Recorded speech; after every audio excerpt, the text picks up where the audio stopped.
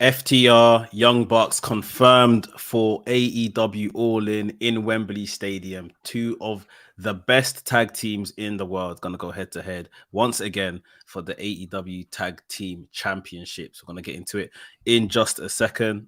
Everything that happened in that segment and some of the other segments on the show. Welcome to Revolution Radio. My name is Mekz, WrestleManiac, if you will. I'm alongside my co-host. Yo, people, it's your boy NK, aka the man in the hour, too sweet to be sour. Yes, we are officially now properly building to All In. That we're learning more about the card. I was already excited, but now I have tangible things to be excited about. It's not just fantasy booking online.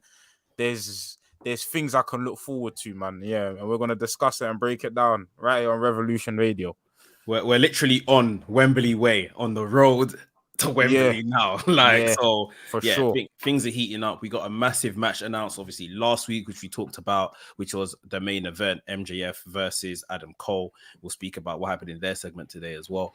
And then, of course, we had the FTR, their call, the calling out of the Young Bucks that was made on AEW Collision over the weekend. We saw the Young Bucks accept the challenge. And we're getting FTR versus Young Bucks. There wasn't much of a segment. The match between the Young Bucks and the Hardys. I guess we could just cover that now. It was fun. You know, I haven't enjoyed a lot of the Hardys stuff in AEW or when they've been apart, or like Matt Hardy predominantly. But you know what? When I watched this and I was watching this match happen, I just thought, you know, it's literally two different generations. Someone that we would have called the best tag team when we were growing up. You know, and now alongside undoubtedly one of the best tag teams of all time in the Young Bucks, and obviously the Young Bucks heavy influence from the Hardys. I just had a good kind of nostalgic time watching this match. I can't even tell you if it was good or not. I was just kind of in my feelings and just thought, yeah, this is very nice. Like, this is kind of what wrestling's about. And obviously the correct homage was paid after the match. The commentators told a good story of obviously the influence of the Hardys onto the Young Bucks. Yeah, man, how did you enjoy this match? I thought this was like the best a Hardys and Young Bucks match could be, given the state of what the Hardys are right now. And even the Young Bucks, they're getting older. Like, obviously they're still like in their mid-30s, which for wrestlers is considered their prime, but they're definitely not like the young 20-year-olds we saw in the indies. But yeah, the Hardys, you know, they are who they are. Like you, similar to you, I haven't really enjoyed their AEW run right now. But you know, I guess for what it was good, and it was do you know what it was? It was nice to see Young Bucks come out to their own music again, like not their music, but like the Young Bucks theme again, and just see them in tag team action. And even like, I'll touch on this later on in the show, but I don't think it's a coincidence that we're getting a lot more tag team wrestling now. Like, there's a lot more. Like, even on this show, what we got Rampage, what we're getting on Collision. Like, I'll get into it more when it comes to Lucha Bros and stuff like that. But like, we're seeing a lot more tag team wrestling. But yeah, this match was nice to see. It was nice to see. It was just nice to see the Young Bucks wrestle and remind people of who they were. Like, yes, they are members of the Elite, but they are the Young Bucks on their own.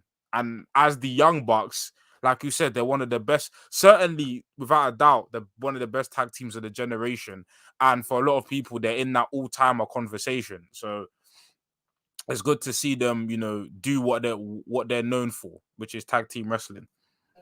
Yeah, and like I say, it's just good to see they were good. The match, like you rightly said, it's almost capped at a certain level. Like, but you know, it is what it is. But yeah, like I was saying, after the match, Nick Jackson takes to the mic after the show of respect with the Hardys, and Nick Jackson literally says FTR.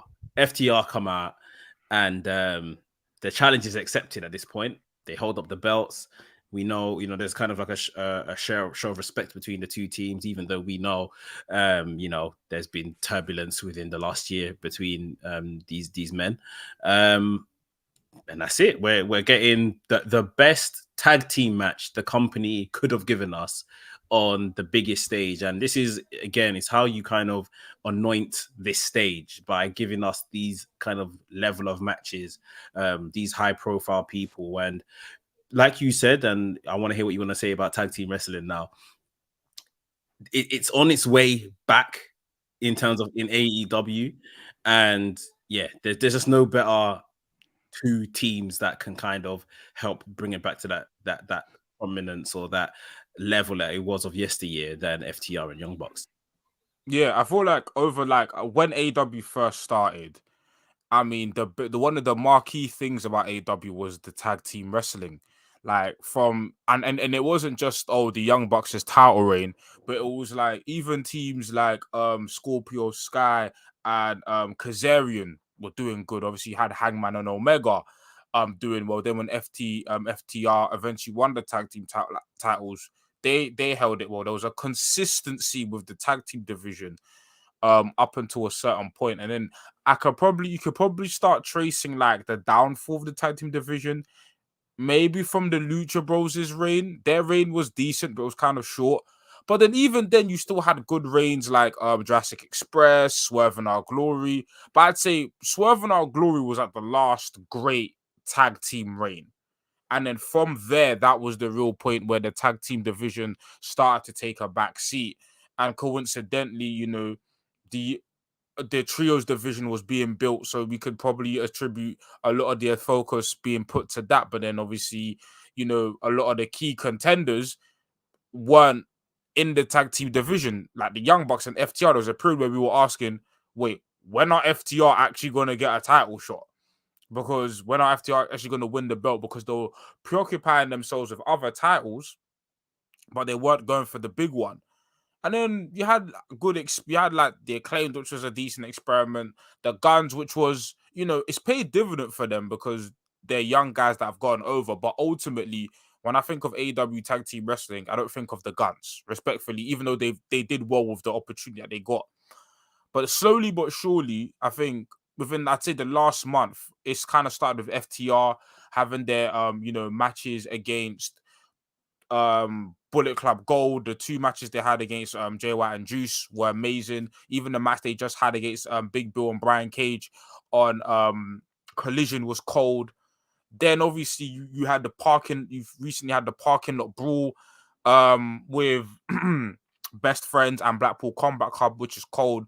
We just spoke about the Hardys versus the Young Bucks. Now, even on the same Dynamite, we had Lucha Bros versus Blackpool Combat Club, and then now even in this, even last week we had Aussie Open versus Vikingo and Commando. We're seeing tag team wrestling, and not just a champions defending their title, but various other tag teams putting their hat into their mix. And this is kind of what AEW was known for in the beginning, was just a bunch of different tag team matches. I remember Dynamite where we'd see 3 tag team matches in the same episode. It'd be ridiculous. And this is kind of what I want to get back to. But like you were saying, just about the spirit of All In. Like, All In is about celebrating the independence, celebrating, wrestlers who didn't have that big stage. And obviously FTR were in WWE, but a lot of their claim to fame was NXT, which was a glorified super independent by WWE. And if you think about like the two teams that defined like that mid 2010 era in tag team wrestling, it was the Revival and the Young Bucks. Like, we know from the Being the Elite skits, the Revival, but Revival, you can go back to the NXT matches. Like, it was always a thing where it was this team and this team. And the fact that they get to, kind of culminate the feud on the biggest stage of AEW, but one of the most historic stages in wrestling, which is going to be All In, is just it's poetry. Like, you couldn't write a better script. So yeah, I'm excited, man, and I get to see these man live. Like, this is my first Young Bucks match. Is going to be in Wembley Stadium versus FTR. That's crazy. It's literally the first Young Bucks match that we're all gonna watch is the best possible one that you couldn't get, really and truly. Like, there's obviously other fantastic teams. Like, we saw what they done with the Lucha Bros in a cage match. Yeah. United Empire are forever cooking right now. It's their season as on a come up, but for heritage and, you know, legendary status, this is the best you could get anywhere in the world. Like, it doesn't. There's not a tag team you can pull from WWE that's better than, you know, that can slot into either one of these positions. Like, it's literally the best that you could get. So yeah, I'm happy. I'm happy this is what we're getting, and like you, I'm looking forward to it. There's not much in the way of build that is even needed. It's just who is the best team. FTR wanting to prove that they are the best on the biggest stage. Young Bucks have now been given an opportunity to get their titles back and stuff like that. Yeah, it's going to be great. Just with everything you said about the tag team division, and rightly so, I always say this. Now, I don't want to say that AEW promised that there was going to be a, like, the forefront of AEW was going to be like, there was going to be an emphasis on tag team wrestling. I don't want to say that TK said that or the Young Bucks said that. Maybe it was insinuated. They did. No, they did. You're right. They did. This is what I'm thinking. Like, I'm just. I remember. I don't want to tread on any toes in it, but I'm sure I've heard this. You're right. I remember it was like during like when they used to do like these outdoor like press conferences when they were just announcing AEW. Like, I don't think pay-per-views had been booked yet. And then the Young Bucks said, we vow to make AEW like the best tag team, like we have the best tag team division in professional wrestling. The Young Bucks said it. Like, the Young Bucks said that verbatim. You're not off base by saying that. No, they said it. And then rightly so, like you said, it started like that. That was definitely the trajectory from the jump. Even with, you know, what's his name? Scorpio Sky and Kazarian winning the tag team titles first. It was like, whoa, that was a shock to everyone. Remember, Young Bucks lost to Private Party in the tournament. Private Party, everyone was like, whoa, what's going on? But like, the emphasis was definitely there, and then it's fallen away a bit. Then they've kind of brought the trios in a bit. Do you think, like, realistically, now that we can see it's actually on its way back or back up, can the trios and the tag team both exist, both be booked well at the same time? I think because if this was only like a Dynamite, if we only had Dynamite, no. But now that we've got Dynamite and Collision, I feel like with House of Black, there's work to be done with their characters. But I like the idea of House of Black or Collision.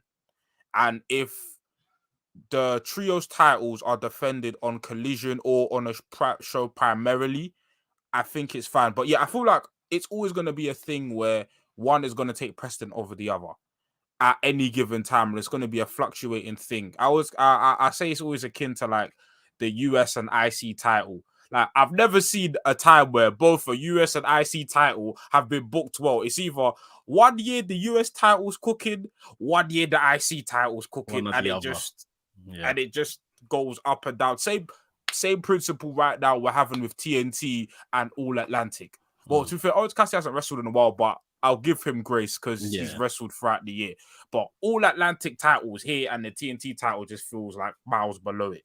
So, I think the trios division is, I think even with the tag teams, so I think the problem with AEW, I'd say, is the booking is dependent on who has the title. And obviously the Young Bucks are EVPs, and FTR people that can advocate for themselves. And Tony Khan will always lend his ear to these top stars. So whatever title they hold, whether it's trios, whether it's tag team titles, because of the top stars, it will always be booked prominently. The issues is when it's on somebody who's isn't of the stature of a FTR or a Young Bucks or like top guys in the company. How was the title booked then? And I won't say it's always been booked bad, because Swerve and Our Glory had a good reign, but it's 50-50. It's a roll of the dice. You don't know what's going to happen. But when you have a top team, it's almost guaranteed that they're going to have a good run. Like, you can compare the Elite's trios run to House of Black's trios run, and House of Black have had a decent run. It hasn't been bad, but it's night and day. Yeah, it has been night and day. Yeah, we'll see what they can do, because that would be nice if, you know, they've got a lot of guys and they can utilize them across these two divisions. It's a shame that, you know, even with all the examples that you said on whatever show it is, that these two similar titles, one has to suffer when the other's up. But yeah, that's a overall booking thing, it seems. Cool. So yeah, we're getting this marquee match on the show at Wembley.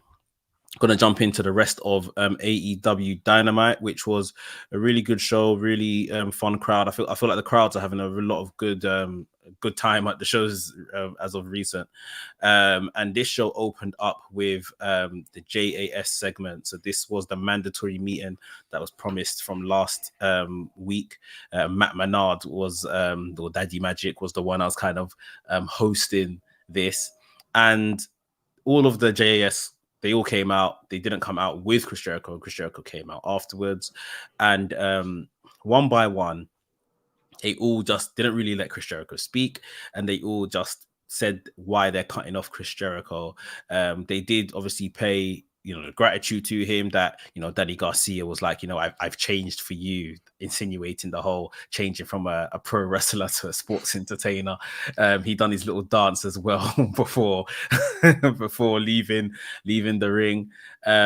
Hager told a story that, you know, we've been all over the world together. I've known you the longest and all that kind of stuff, but it's very much you focused.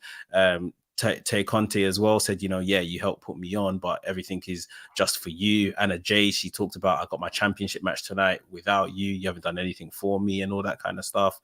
And then we were left with the tag team. The tag teams. We saw Angelo Parker. It was very kind of heartfelt, like saying, you know, I wanted to be a sports entertainer just like you and all that kind of stuff. But yeah, he just doesn't feel. I love the reference of, you know, I was hanging from the cage in blood and guts because of you, but would you do the same for me, sort of thing. Matt Menard as well, like, you know, you're my childhood hero, my first job. I went and bought your merch with my first pay and all of that kind of thing. When my wife was pregnant, I had no job. Obviously, had been released from NXT. I called you got me in an AEW. But yeah, I just can't keep doing this and all that kind of stuff. Really, really heartfelt stuff. As it went on, it just became more like tugging on the heartstrings. And of course, Chris Jericho's boy, La Sex Gods, Sammy Guevara was left last. And Sammy just said, look, I'm still your friend. I don't want to kind of just leave you. But this is the situation right now. Like, we're here, been battling for you. Where's your loyalty lie? All that kind of stuff. Left Chris Jericho standing. It's going to be very interesting. Chris Jericho had a backstage segment called Don Callis and said, or did he call him, or Don Callis walked into the picture? Don Callis walked him, yeah, and said that, yeah, I know what my decision is and we'll announce it next week. So, NK, what did you think of the segment, and what do you think Chris Jericho is going to do next week? I thought the segment got better as it went on. I can't lie. When Ty Conti and Anna Jay was speaking, I was like, you man have the least affiliation to this faction. You man ain't been here. You man, I ain't seen you man on TV. Or Ty Conti, even before she was pregnant, she was barely a factor in. Well, no, Ty Conti, who recruited who? Was it Anna Jay that recruited Ty Conti into JS or the other way around? I can't remember which one of the girls recruited the other one into. Tay Conti brought Anna Jay in, because Anna Jay, when Dark Order disbanded, and I think either on the same show or a week later, Anna Jay joined them. Yes. At least, Ty Conti fairs. Anna Jay should be helping her man. Like that's the person that's the faction you should be in. Like the Hollywood people. That would be a great position for her right now, you know. You've actually said something. That would be a great position for her right now. Easily. Jungle Boy and Anna Jay as a heel act. That'd be easy. Cool. Money. Like, she needs to do that. Like, honestly. Like, but I like the promo from Angelo Parker, and I think 2.0, like, they've utilized their time well in AEW. I just want to see them. I don't know where you put them. I don't have anything in mind for them, because the tag team division right now seems to be, you know, building momentum, and I don't see an immediate spot for them, but give them something. Have them feud with best friends or something, like on Rampage. Like, they deserve it. Like, them man are cold. And obviously Sammy Guevara, like, literally since day one of AEW, Sammy Guevara was there, and he's kind of been like the biggest beneficiary of like Inner Circle Jericho Appreciation Society, because Jake Hager was Jake Hager from WWE. Santana on Ortiz, they're not on TV anymore.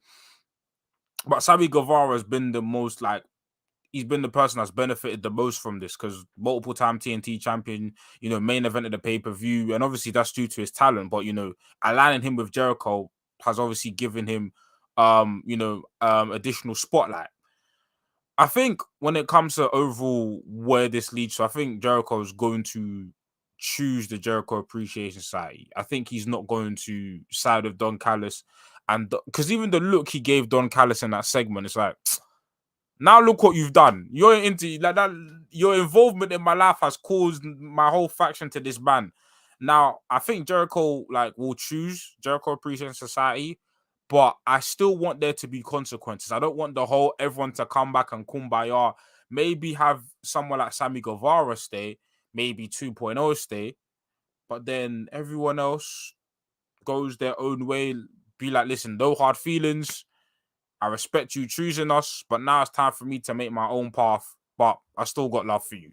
I feel like there should be everyone from, because I feel like there's some people like Anna Jay who deserve to go off on their own route. Jake Hager, I don't know.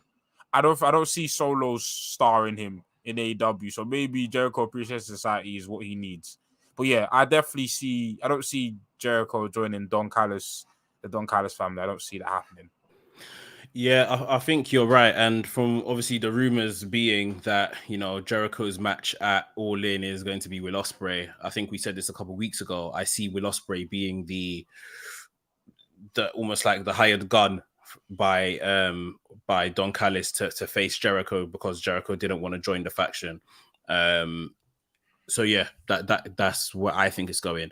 But then, like you say rightly, then what do we do with the JAS? And I think Hager should stick with Chris Jericho. I think the tag team, Parker and Daddy Magic, they should stick with Jericho. And I think that's it. I think even Sammy Guevara, paying the respects that he did, just said, I'm just going to go off on my own for a bit. They're trying to turn him to a face. So I don't necessarily feel, unless the whole faction is going to turn to a face. But to be honest, I'm tired of Guevara and Jericho on screen together. We've had it for 4 years. So yeah, let Guevara go, let Danny Garcia go, let the ladies go, stick with the faction 2.0 or what those were previously called, and Jake Hager. And I think that's cool for Chris Jericho to have just his cronies around him going forward. But yeah, I think he's solid. I guess we'll wait and see what the actual announcement is next week and go from there. We've talked about the tag team match, the Hardys versus the Young Bucks, and the Young Bucks winning that, and obviously what happened after that. After we got a vignette of MJF and Adam Cole, they're out on the road again, doing their thing.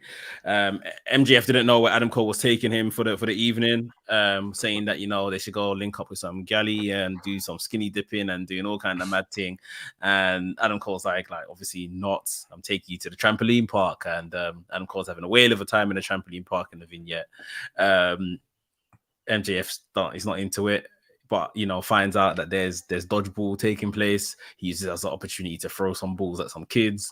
But Adam Cole kind of tells him, yeah, you can't do that. Some girl scolds the both of them, cusses them out, middle finger, whatever she did. And yeah, MJF nailed her with the last dodgeball. This is before their segment that we got in the ring. So these guys still having a lot of fun and getting these nice recorded segments, which are cool. We get to the in-ring promo between these two. In fact, let's go to the Blackpool Combat Club had some stuff to say backstage before this with who they were talking. They were Lucha Bros. I think they were talking about Lucha Bros. Yeah. And yeah, seeing how that went. Then we had an FTW Championship match.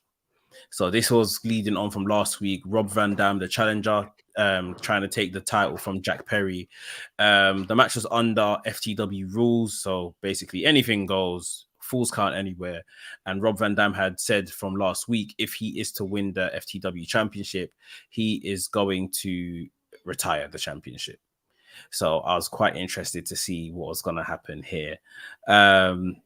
We've got a really decent match. Like, I felt even this quite nostalgic watching Rob Van Dam. Like, I've seen Rob Van Dam a couple of years back and thought, my bro, it's time to hang it up. But he was moving, pretty much like Rob Van Dam. I don't, with his style, have you ever felt he was particularly fast with his style, even in his heyday? No. I've never felt that. No, he's never been fast. It's just agility, like maybe the height of his jumping, but yeah, he's never like, yeah. So it wasn't weird watching this match for me. It was like, okay, like you're a bit, like you ain't got the hop and you ain't got the spring in your step that you used to, but it wasn't like, oh my god, you're washed. Like it was quite the opposite. I was quite pleasantly surprised. I was like, yeah, that's how I felt. Like he looked obviously heavier, and that just comes with age. But yeah, I didn't feel like he missed a step. I feel like we got all the greatest hits of Rob Van Dam. Like I felt like it was pretty good, and Jack Perry done his bit as well. We saw in the finish, Jack Perry hit Rob Van Dam with a low blow. I believe he just rolled him up from there to retain the FTW championship. So there's some good stuff here. Like, I feel like Jack Perry, that first week was horrifying when he turned heel, but since then I think he's been on a really good upward trajectory and done a lot of good stuff.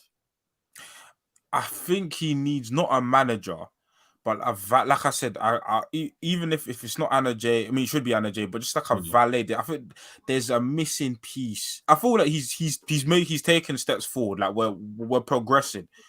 He just needs, because I think Jack Perry's somebody he doesn't, because I think somebody said, like, I remember I saw Twitter, somebody said, oh, his character should be like 90s Shawn Michaels, just arrogant. But Jack Perry doesn't have that in him. That's not in him. He's not that type of person. Even when I've seen him talk in interviews, he seems like a quite reserved person.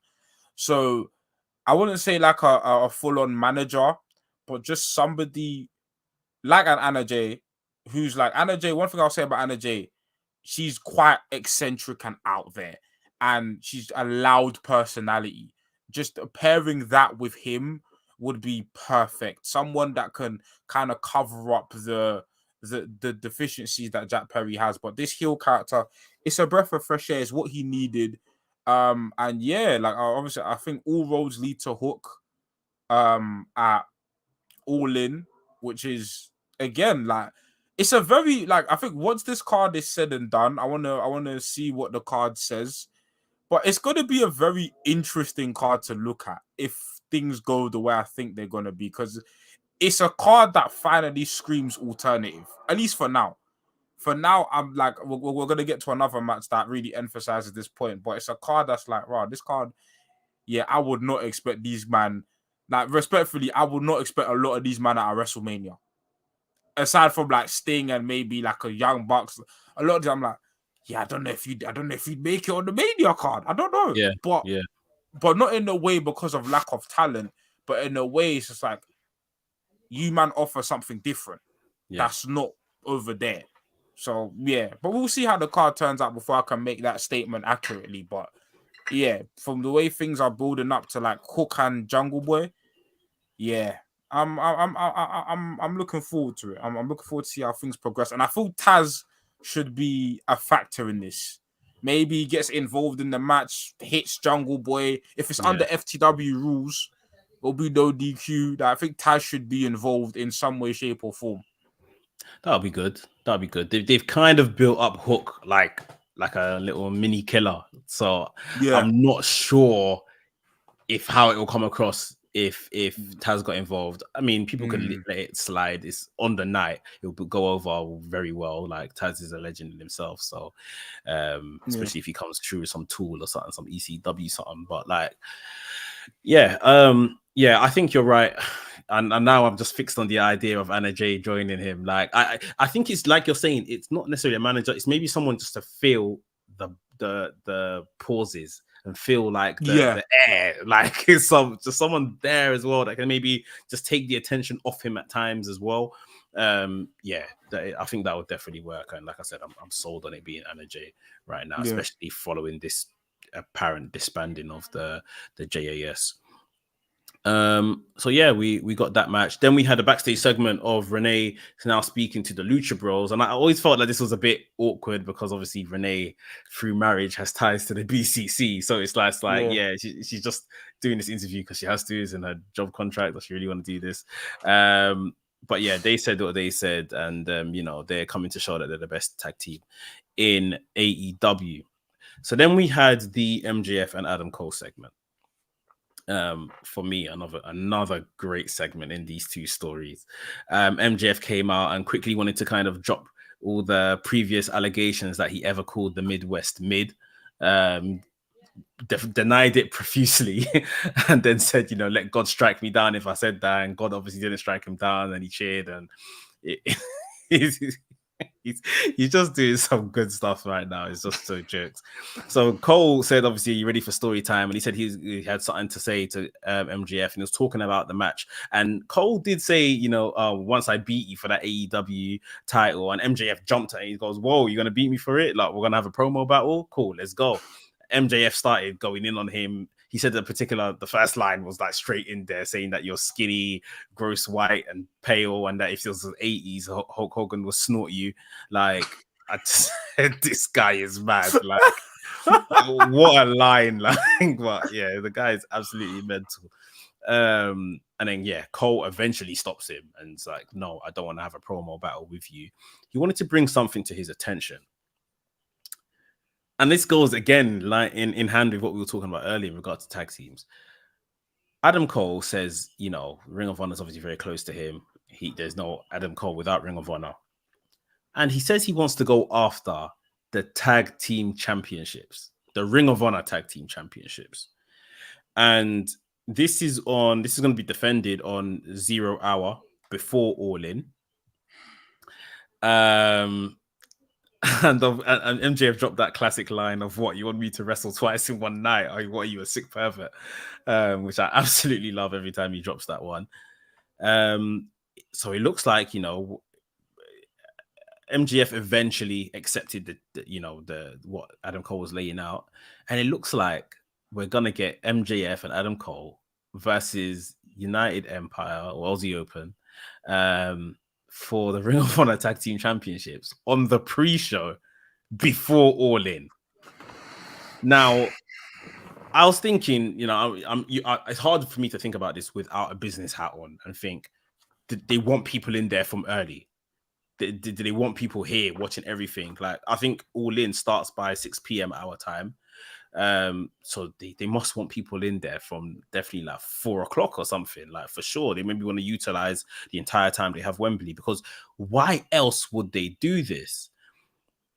I think there's also something in, I'm still sticking with what I think is going to happen in the main event. But maybe if these guys win this title, this is a way to still band them together despite whatever nonsense is going to happen in the main event. Yes. And cause some more drama between them, whether someone turns in the main event. I was thinking maybe in this match, maybe someone gets injured.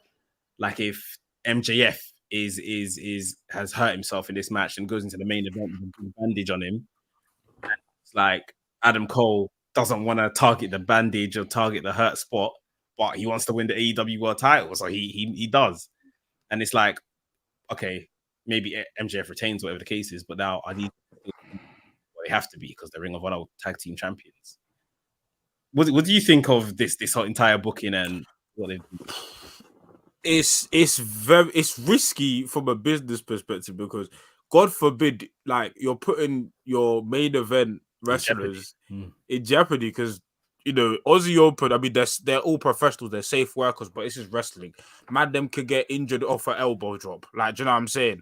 So it's Tony Khan's got a lot of balls to do this, but it makes perfect sense. And because they started this whole rival, like this whole bond, because they got thrown into a blind tag team. They made it all the way to facing FTR. Yeah, they lost, but then why not go at it again?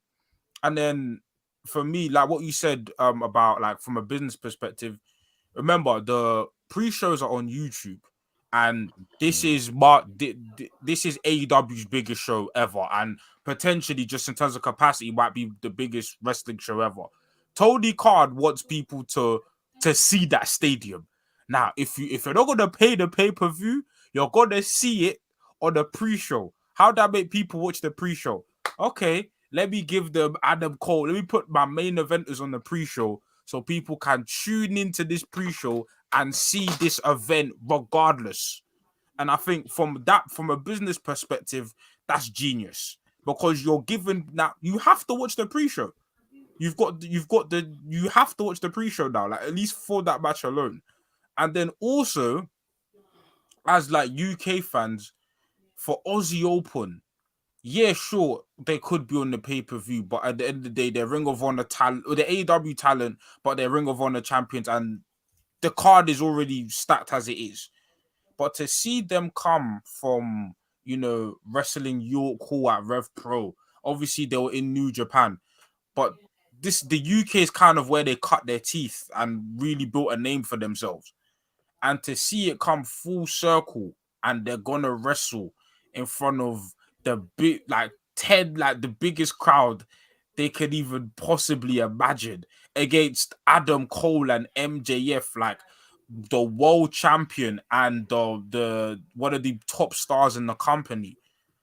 What, like, wow, just wow. Like it really feels like not only a celebration of like independent wrestling, as I said before, because all four of these guys cut their teeth on the independents, made their name for themselves on independence, but more specifically for Aussie Open, and given the fact that it's in London, for them, it's like they've wrestled in London time and time and time again. And this feels like, yeah, like this is the payoff for our hard work. We get to wrestle in Wembley Stadium, from York Hall, from the 5 whatever venue they wrestle in, Rev Pro, like the 501, something like that. Yeah, 501 London, yeah, 501 London to Wembley Stadium. Oh, bro, it's a madness. Bro, I remember a Progress show I've been to when these men weren't even a tag team and they were wrestling each other in like a fatal 4-way match. Like, it's incredible. And like you're saying, like, obviously just because of logistics, the place won't be full, like at capacity by that time, people getting in and stuff like that. But even by the time their match goes on, the main event of 0 hour, because that's surely what it's going to be. Yeah. There's going to be the best part of 70,000 people in there. Easy. Like, it's incredible. It's an incredible story. Obviously, Mark Davies has just come back from injury as well, and he just won the title. Like, it's absolutely mad. And Tony Khan, like, this is what it takes to be a fantastic booker. If this goes off with no snags, and then obviously we get a main event, and the main event plays out perfectly as to whatever the plan they have for it, he will be heralded as one of the greatest of all time. If someone gets injured, obviously, within this, and it puts the main event into jeopardy, then obviously people will come out with their pitchforks. It's how it goes. Yeah. Big risk, big reward. But I can only hope it goes off without any snags, because this could be brilliant. And this is how you make an event historic and monumental. These risks are involved. There's risks involved in the business that they won't plan for. But yeah, this is the kind of stuff as well that you try to make a change. You try to make a change. Nowhere else. I wouldn't have expected it here, but nowhere else you're going to get the bloody main event opening the show or on the pre-show to just get people in and try to add to the story. And it's like, so what we're saying is deliberate. They could literally just put this as the first match on the actual card, but what he's doing is a deliberate move to get people, like you said, to tune in. This is your last chance saloon to maybe tune in, like what you see, and buy the pay-per-view. And like we're saying, for the story, ultimately band Adam Cole and MJF together, even though what it looks like, whether going into All In, there's still some weeks and stuff to play out. They may not be the best of friends. By the main event, they may not be the best of friends. And following going into All Out, whatever the other weeks are into September, they may not like each other, but they're going to be Ring of Honor Tag Team Champions. For sure, they're going to win. So, yeah, You think for sure they're going to win? I don't know. I think this is a means to band them together, and then some drama is going to happen with that world title, and it's literally, can they coexist now? And because they're tag team champions, that's what I think is going to happen. I think they could. No, that's a possible shout, but I think they can go an angle of like, we've lost, and now it's like, okay, we've lost this match. I hate you. Because what do you mean that you've dragged me into, from an MJF perspective? Let's say Adam Cole is the one that gets pinned. You've now dragged me into this 0 hour match, which I don't wrestle. I don't like wrestling in general. Okay, I'm really gonna screw you in the main event, or vice versa. Okay, you cost us these tag team titles from Adam Cole. You've cost me these Ring of Honor tag team titles in the main event. I'm gonna screw you. So whatever option.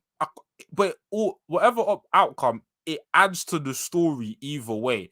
And this is kind of the brilliance of it, where you're gonna get a great match, but then it's contributing to the overall story that we're telling. And that's what's making this feud great, because we started the feud with a great match, and then even their run as a tag team, great matches. Their match with FTR, great. This match with Aussie Open is going to be great.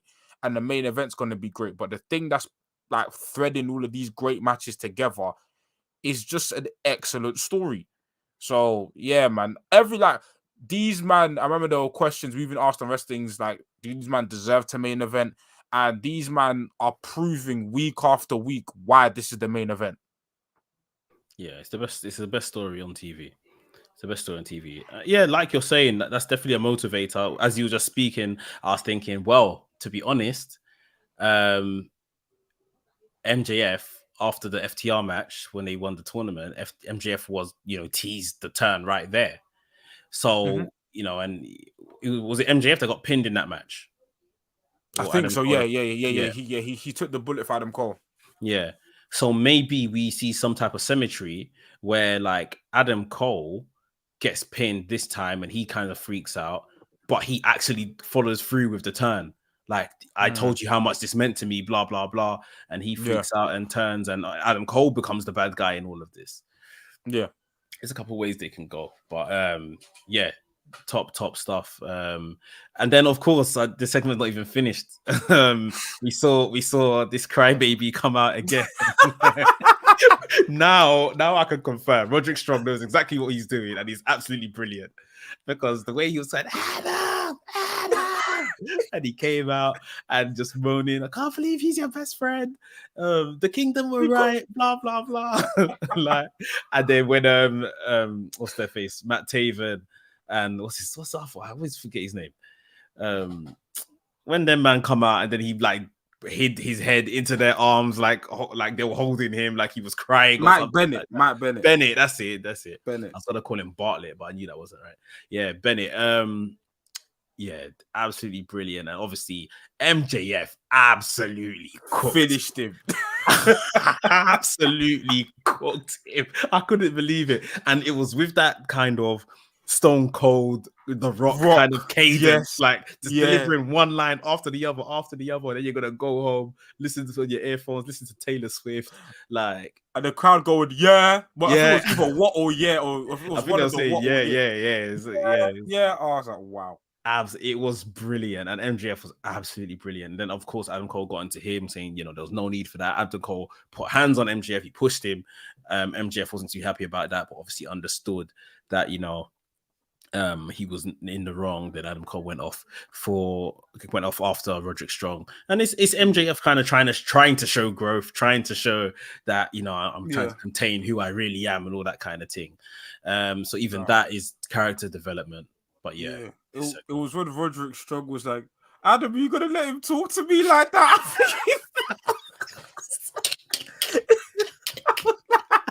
Are you a gyal? What's wrong? That's what I need. This guy's doing this deliberately now. Did he even try to fight back with a promo? Man just asked another man, are you gonna let him talk to me like that? Oh my god. Like some gal in district. Like, what's going on? Oh, that was I can't lie. I never knew Roderick Strong had it in him.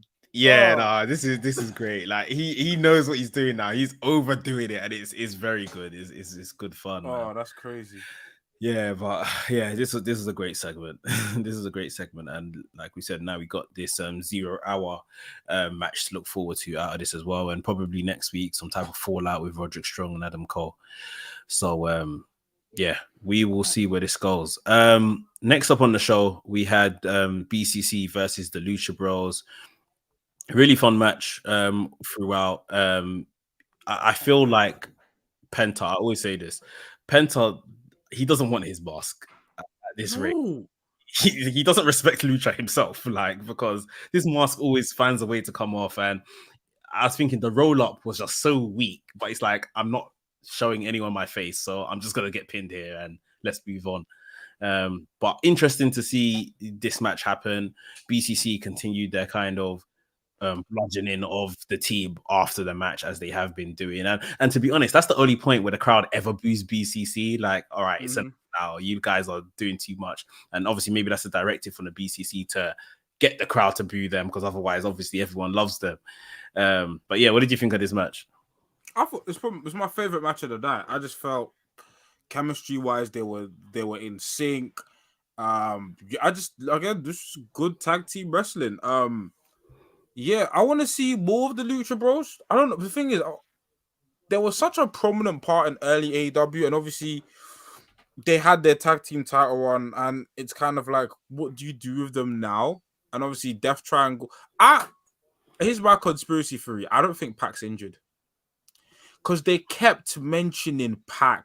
Like it wasn't like, because when AEW do injuries, at best you'll get someone on commentary saying, "Oh yeah, Pac's, out for a period of time. We wish them well on their recovery," and then you move on. It was that Pac this, Pac that. It's a shame Pac won't make Wembley. It's a shame Pac won't. And I'm like, you're saying this so many times. Is Pac coming back? And are we gonna get Death Triangle versus BCC? Who knows? I don't know where they're going with BCC exactly. I thought it was Orange Cassidy. Maybe not. I don't know. But we'll see. But yeah, Penta don't respect it. When Claudio put on Penta's mask, I said, nah. Lucha, like Commander and Bandido need to come and feud you, man, because you man are disrespecting the Lucha mask. Every week, Penta gets his mask ripped off. Every finish it's not even Phoenix, it's Penta. Literally. It's just Penta.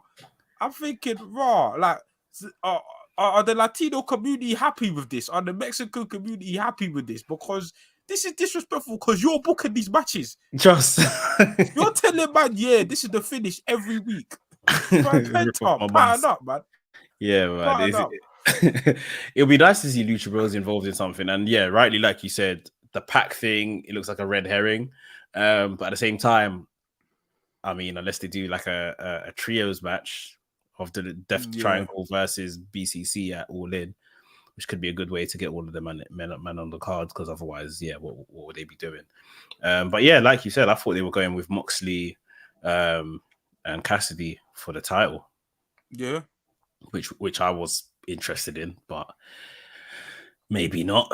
We'll see. We've got a couple of weeks out to see what that develops into. Backstage, you got Kenny Omega being stopped by Marvez. I just find this Marvez guy so cheesy. He's awkward. He's so awkward. Like, even there was a part where Kenny literally said, "Oh, like, you'll find out next week. I'm gonna talk to JR about Callis to Keshta." And it's like, "Can I get a scoop?" You just got one. He just told you. He just told you, like, what's happening. Yeah, he's so weird. But yeah, like you say, Kenny Omega is having a sit down interview with JR next week, and we enjoy those. They're usually well put together. And yeah, he said he's going to discuss his future, what he's doing at All In, with JR. So yeah, we'll see what he's doing. What's Hangman doing? That's the question. What is Hangman doing? That is true. What's Hangman doing? Like, he's the fourth member of the Elite. Like, we need him on the pay-per-view, but there's nothing in line for him. He can't team up with anyone. And I don't want to see him versus any Dark Order member. Respectfully, that's not an All-In match. Yeah. I don't know. Do you just throw a dream match at Hangman and just throw like an opponent just to say, Hangman, here's something? They could not again. I don't want to see this personally, but just because Johnny Hungy is Johnny Hungy, they could do Johnny Hungy versus Hangman. It's not what Hangman should be doing, but if they are intent, because otherwise you're either giving him a dream match, like you say, or you're gonna force something anyway. And by next Wednesday, we're like 2 Wednesdays out from all. Yeah. So it's either you rely on someone from the Dark Order, or you just give him a dream match.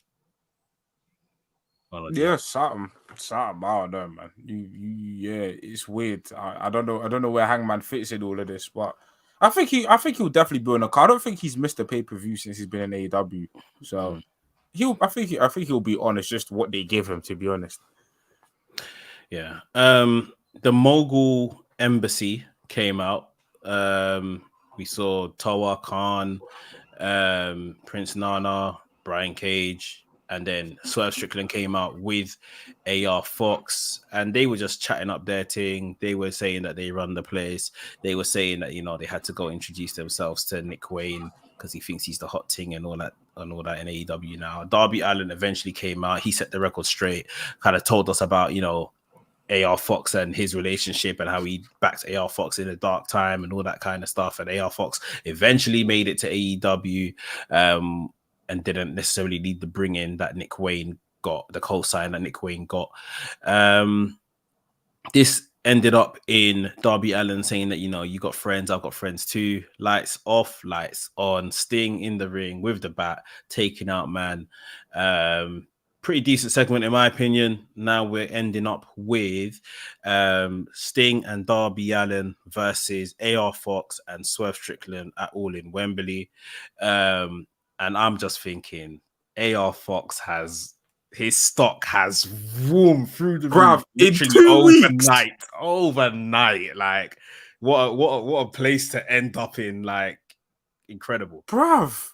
Like it's so critical because AR Fox has been appearing on Dynamite, I'd say just under a year, maybe might be in a year, I don't know.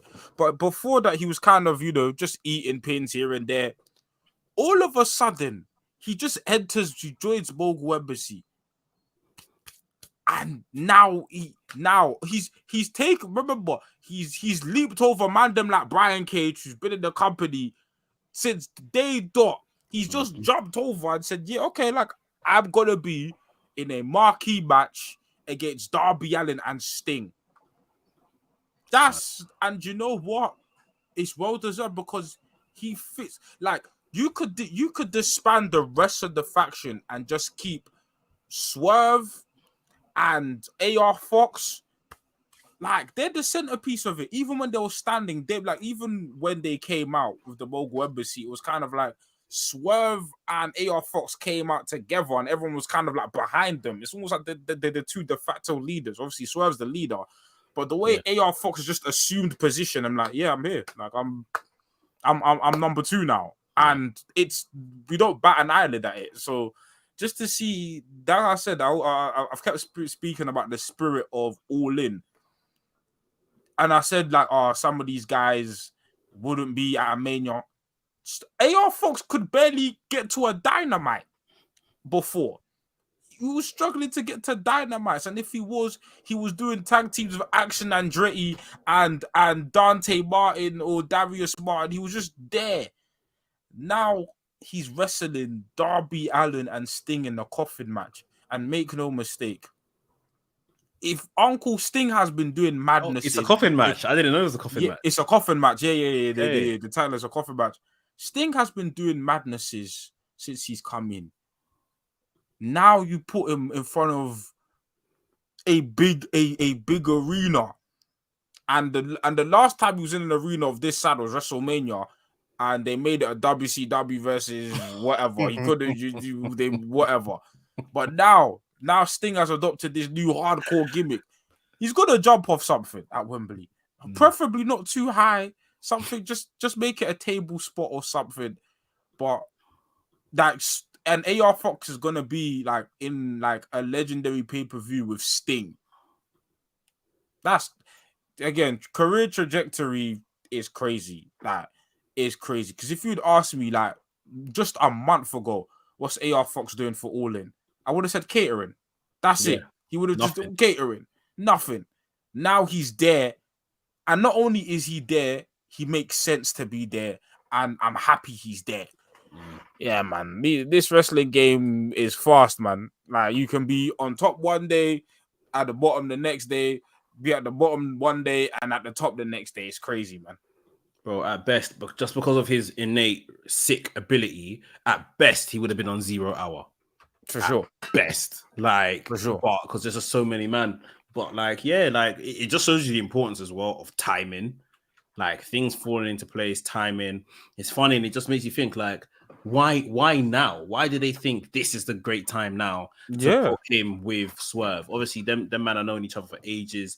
They've got all the work they did with each other on Lucha Underground. Like, he's been here this entire time, like you say, for the past year. Like, why now? And it's clicked. It's all worked together. So yeah, kudos to that as well. Like, this is probably more so one of the quote unquote more meaningless stuff on the card. Just, I don't want to say filler, because they've been telling this story between Darby and Swerve especially, but it's not no title implication or anything like that. This is just pure story, but it is good stuff. It is really good stuff. And yeah, like we're saying, he's just turned around his entire 2023, man. It's good to see. Crazy. He's getting his flowers. A lot of people he's trained a lot of people in the industry today. Yeah. People that have kind of, even you would say, surpassed him, like Jonathan Gresham and Moose and these kind of people. So it's good that he's now found himself on the biggest stage past whatever them man are doing. And yeah, it's good to see.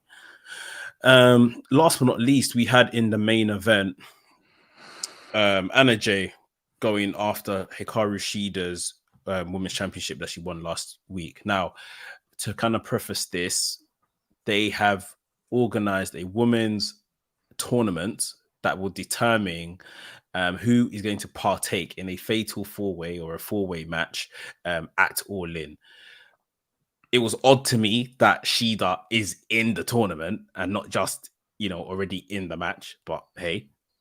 But if you saw those brackets, I'm trying to remember them now. If you saw them brackets, you could from a mile away who is entering this. So we had Shida and Anna Jay, which was this match we're going to talk about. We have Britt Baker and the Bunny. Who's going forward from there. Toni Storm was the only person to get a bye straight into the match because she activated a rematch clause, apparently. And then we have Saraya versus Sky Blue, I think it is. Sky Blue. Yeah, it's Saraya. It's Saraya. So it's like, I don't see. Go on. Instead of you to add 4 more women's champions like Nyla Rose, like Riho, and like the thing is, it's not like okay, on paper, am I mad at the 4-way we're gonna get? Probably not. Like, the 4-way makes sense. Like, so we knew Saraya was gonna feature on the pay-per-view somehow. I'd rather her in a 4-way, than just the singles match, in it. Cool. Britt Baker, kind of genesis at AEW, she deserves to be there. And Hikaru Shida and Toni Storm are the 2 best women's wrestlers on the card on that division. So as a match, I'm not mad at it. Am I particularly excited? No, but this just feels like very lazy, and it's like, it is. Swerve us a little bit. Like, put Riho, put a Nyla Rose there, put former women's champion, so that we have a bit of suspension of disbelief, so we can believe something. Like, even, like, again, respectfully, the whole Anna Jay thing, because I understand, the winner of this match will go into All In as champion. That's fine.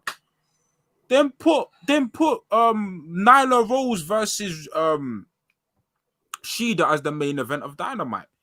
Them two had a rivalry during the pandemic. That's something that, cool, we know Shida's probably going to retain, but it adds a bit more believability. You've got gal like Sky Blue who ain't won a match on Dynamite. And then you've worse than Sky Blue, the Bunny. The Bunny. The Bunny. You want me to buy that for a second? You want me to really buy that everybody's going to be there? You might as well put Taya Valkyrie again. Yeah, they should have. She's been on TV more. She's been at least set up as more as a threat. Like it's very lazy. This had no thought, man. There was no effort. There was no thought. It was just like, what is this? Like, that's poor, man. That was so poor. I saw the graphic. I was like, this is poor. I think the main event spot for Anna Jay was maybe the only decent thing I got out of all of this, because it's like they tried to kind of set her up for a life after JAS, had these men by her side. But to be honest, the match wasn't really anything. She does not going to really want that in her catalog. There's not even much to talk about from it. As I was watching this match, though, like you said, like if this is what they were going to kind of do, and they more or less surprised us last week with putting the title on Shida, announced the tournament last week, and same like Shida entered the tournament, Toni Storm goes in the tournament, and the first match in the tournament is Toni Storm and Hikaru Shida, and Hikaru Shida beats the champion in the tournament. And then all of our jaws would have dropped, and then it's like, oh my god, now Shida is going in as champion to defend this, when we all probably thought it was going to be Toni Storm. Like, at least that's one way to make it more interesting. And then, like you're saying, we're using the correct people that deserve to be here within the tournament. And then Toni Storm can, politic her way into, into the match and get a rematch or whatever, and she could be included. Like, you had this plan anyway, so literally 1 week earlier, and it would have literally made everyone was shocked last week anyway, but this would have added to the shock, because it's like now, like, oh, Toni Storm's not even going to be in the tournament to defend it because there's a new champion. It's just little things like this. It's lazy, man. I don't know. It's because we remember when CM Punk got injured and we had that tournament of champions to crown like the new AEW champion. When it was like we had Hangman versus Danielson, and the final ended up being Moxley versus Danielson. We had that tournament for the most part had credible contender after credible contender. You had either former world champions or people who are very much in that title picture. Yeah. And with this, it's like with the women's division, Tony Khan forgets that there were champions before this year. It's like, for example, like I have not like the devaluing of Nyla Rose is crazy to me. Yeah, like it's crazy to me. Like I don't think Nyla Rose is anything particularly like amazing, but she was a dominant champion when she was champion. She was champion for a long time, and she was built as a monster for great character. And it's like, we don't use her. Riho, I have not seen Riho. Riho's the first ever AEW Women's Champion. Like, we have to remember this. And I understand that plans with Jamie Hayter changed. And I know I don't know what he wanted to do with Jamie Hayter, but Jamie Hayter would have had, and maybe, I'm almost guaranteeing that Mercedes would have been a part of this pay-per-view had she not been injured. I feel like that cool. Plans change. Things happen. But it's not even the fact that it's the fact from TK that I know you can do better, because you've shown me with the men's division, you've shown me time and time again you can do better. And there's no wrestling is wrestling. You don't book men that differently to the way you book women. You book strong characters are strong characters. Especially with tournaments are tournaments. Tournaments, you book them properly. But with this, it's just lack of thought, lack of effort, and this is why the women's division is looked at the way it is because for every one step forward, you take 3 steps back. For every great Jamie Hayter match we have some nonsense with the Outcast. And this has been the story since the beginning of AEW, and I've just resigned to the fact that AEW's women's division will always be the weakest part of a show. I think that's the part of AEW that I don't see growing. I'm not giving him the benefit of the doubt anymore. There's too much evidence over this last couple of years to suggest that this division will amount to anything special. I think the division is just there. It's going to sound harsh, just to fulfill a quota. It's there. Yeah. In 2023, you can't have a company purely of men's wrestling. It doesn't work that way. It's there just to say we have women's division and cool. Here it is, but it will never be a priority. it will never be something that I look at and I look forward to. There was a point in time where I felt that way, like with Jamie Hayter at the beginning of her reign. But even before she got injured, that started to dwindle. Yeah. It's not the injury, definitely was the nail in the coffin. But after her, like, there was a period of time where she wasn't wrestling, she wasn't defending her title, and she was just getting involved. She was doing, outcast things, yeah.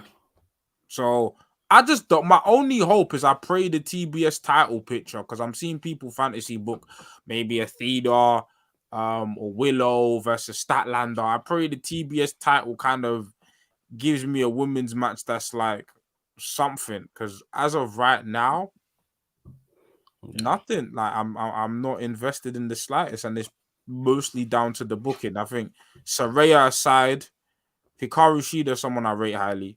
Tony Storm, someone I rate highly. Britt Baker, someone I rate highly. And I feel nothing towards this match, despite three out of four contenders in this match being people that the majority of people would rate highly. It's a shame. It's super lazy, like we're saying. You know, I could argue a case that a Sky Blue could get a chance in a tournament. She's been on TV relatively often enough in the last month, especially. Rightly or wrongly, obviously she's still kind of coming along with her ability. I cannot argue the case that Anna Jay should get a space in an 8-woman tournament. I cannot argue that the Bunny should get a space in an 8-woman tournament. Like, there is no place for these guys. Like, you have more active people that you could use.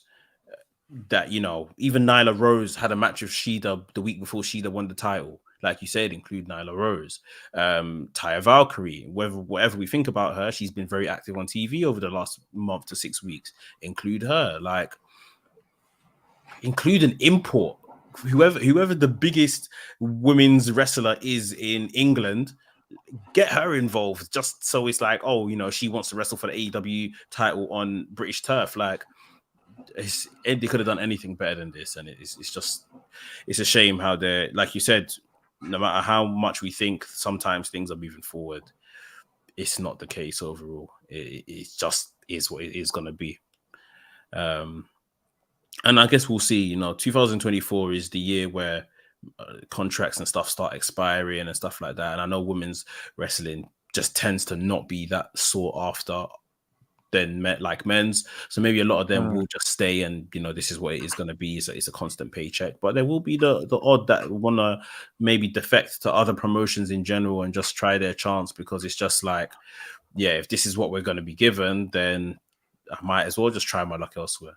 Yeah, I find it telling. I remember there was a story that came out. I think Fightful reported that Kairi saying was going back to WWE. Yeah, to WWE, and I think even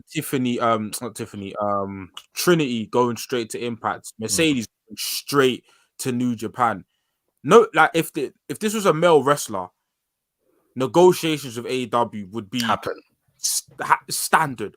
Yeah. But it's telling that when it comes to the women, unless it's through like circumstances like Athena where they were just released by WWE and Tony can't pick them up, if the women have options, their AEW's never their option. They always go somewhere else, and I think that's very telling. The fact that, like, in the market of wrestling, like I'm looking at talent like Kairi Sane, and I'm like, if I'm Tony Khan, sweep her, and he probably does want to sign her, but the women's division just probably doesn't look appealing to her. What evidence is there that happens on the show that would make me want to come here? The only person that is kind of the exception to the rule is Mercedes, because I think she's a big enough star to where I think she will be booked well. Yeah. Like, not the division. She will be booked well. Yeah. Because she's just, and we know her reputation. She's someone who's not shy to advocate for herself. Yeah, she won't. So I think Tony Khan will kind of like, she's the CM Punk of the women's division. He will throw everything in their power to keep her happy, but that's not reflective of the division as a whole. So I just find it's very telling that a lot of these women, like that, even Trinity it wasn't shocking, but it was like, you went to Impact where you could have been making good money at AEW, but you went to Impact because there's life in the division. It's outside of the money. There's stuff for you to do that's going to fulfill you. I mean, I'll end on this one. The last woman of any name, not like a rookie, to join AEW, if I'm correct, is Taya Valkyrie. And the chances are she probably joined because her husband got signed.